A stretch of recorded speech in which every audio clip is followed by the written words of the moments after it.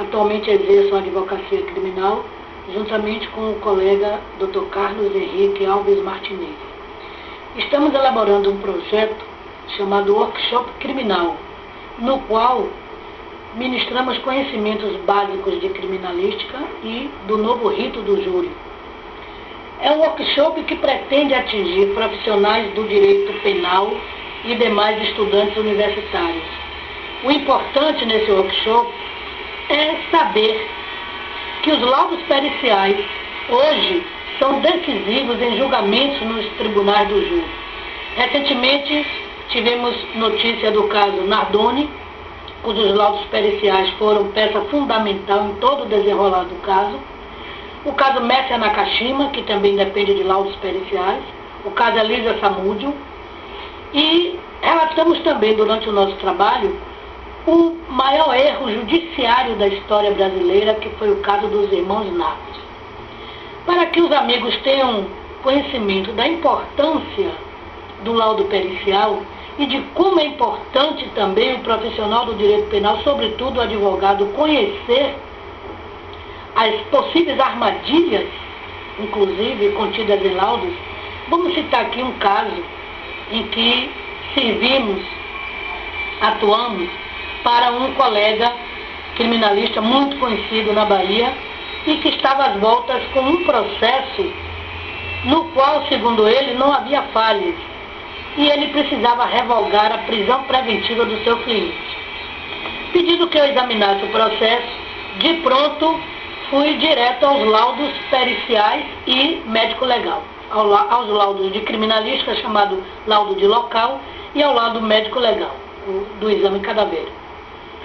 Verifiquei nos dois laudos uma discrepância entre a descrição das lesões pérfuro-contusas provocadas por disparos de arma de fogo, descritas pelo perito criminalístico de local, que falava em região mentoniana, que é o queixo, masseterina na face, mandibular, e outros usando os termos anatômicos.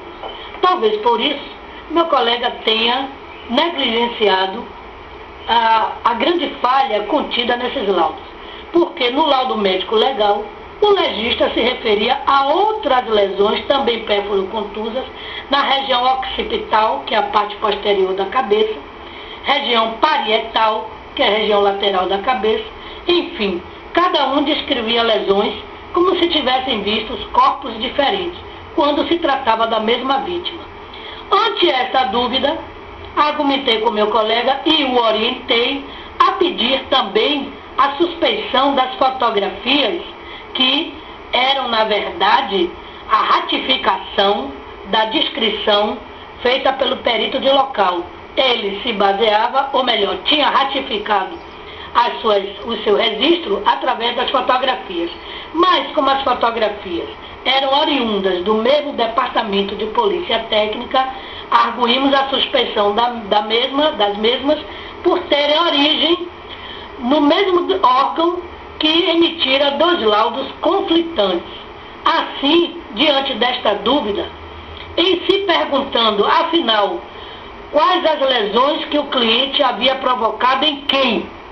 As lesões descritas pelo perito criminalístico na face ou as do legista na parte posterior da cabeça? Ante isto, meu colega pediu a revogação da preventiva e conseguiu, porque indúbio pro réu. Então, na dúvida, ficou o juiz sem saber realmente o que teria acontecido. E assim foi conseguida a liberdade do cliente devido a esse conhecimento pericial.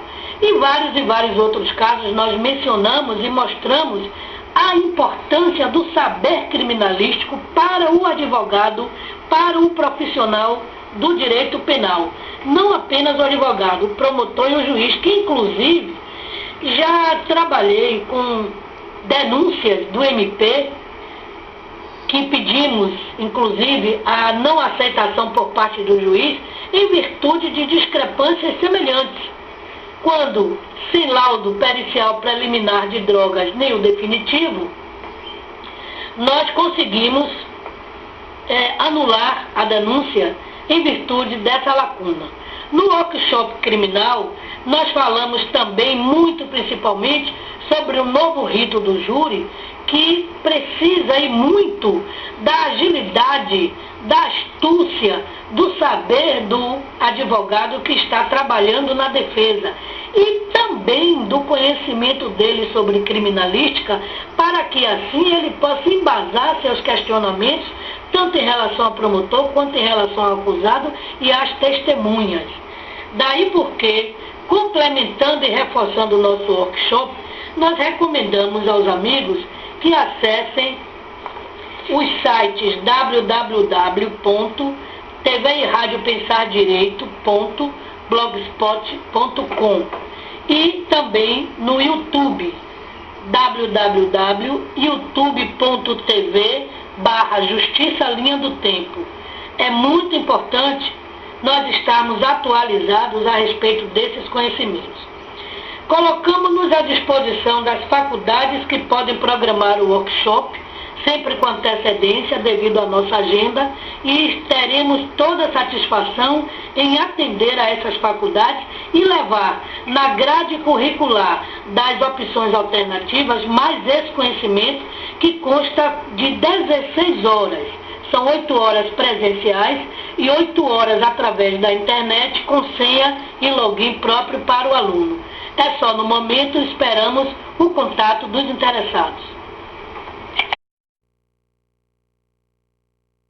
Direito, para finalidade didática, educacional e levar o conhecimento à sociedade, sempre procurei estudar detidamente, detalhadamente o caso Nardoni, com total imparcialidade, sem dizer que eles sejam os culpados ou que eles sejam inocentes. O caso do Tenente Neves, que foi o pedófilo, me chama profunda atenção. Vamos ver uma reportagem que eu vou ler aqui, de um site que surgiu agora, no mês de fevereiro de 2011, acredito que em janeiro de 2011, que é no youtube.com, Justiça Linha do Tempo. Fala sobre o tenente. Veja o que é dito. CPI da pedofilia, senador Magno Malta, 14/5/2009. Está escrito aqui.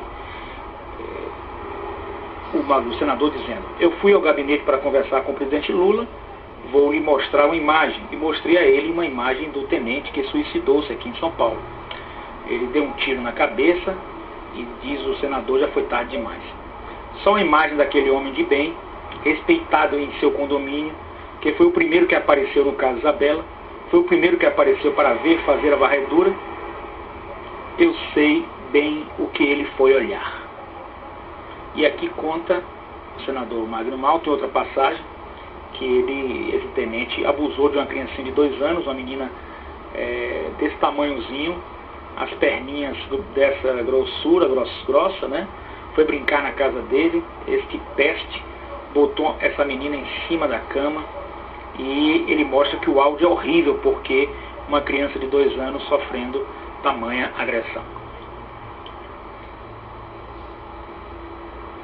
Prossegue aqui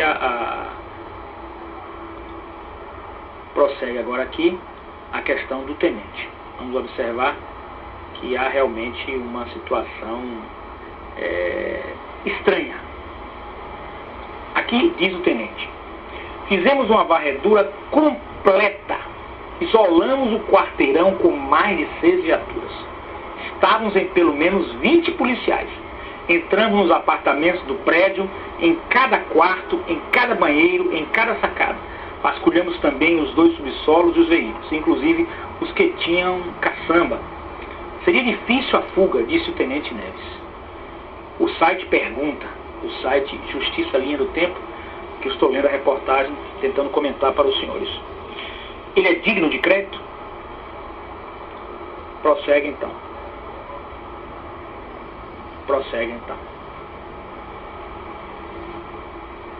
A questão do tenente, ela é, no mínimo, cheia de controvérsias. Prossegue aqui. Outra reportagem, que é o tenente quem diz: não, a gente está fazendo uma varredura, mas está difícil. Por enquanto, não. É que é muito andar e o síndico não tem a chave de todos os apartamentos. Tem muito que está para alugar, são os 17 ou 18. Será que esperavam que o assassino que procuravam iriam estar lá? É o comentário que faz o site. Esperando as chaves chegarem? E o tenente disse que foi feita uma varredura e uma vistoria minuciosa e completa em cada apartamento. E aí o site coloca, ele é digno de crédito? Então a situação do tenente é complicada, porque, por exemplo, eu vi outra reportagem em que é dito na reportagem do noticiário de televisão, que a delegada do caso, Nardoni, a autoridade policial, a doutora delegada, é dito na reportagem, ela encaminhou um ofício ao comandante da Polícia Militar. E este retornou à Polícia Civil, dizendo que o tenente Neves não tem registro de ter abandonado o serviço, que no dia da morte de Isabela Nardoni ele estava de serviço e que só chegou ao local 15 minutos após a queda da menina. Quem foi acionado e veio a pé, por estarem na corregedoria, foram 2 soldados, que a corregedoria fica próxima. Observem, senhoras e senhores, a corregedoria fica próxima. Quanto tempo esses 2 soldados tiveram para? A menina caiu, pá! A queda de Isabela Nardoni, a ligação para o Corpo de Bombeiros, o Corpo de Bombeiros ligar para esses 2 soldados na corregedoria e eles caminharem como se fosse 2 quadras. No mínimo, eles levaram, no mínimo, de 3 a 5 minutos. Ora, ninguém espera que um bandido fique esperando nem 3 nem 5 minutos. Sinceramente, existe coisa errada no caso Nardoni. Sinceramente, eu não quero dizer que eles sejam culpados, eu não quero dizer que eles sejam inocentes, mas eu não posso ficar alienado pelos meios de comunicação.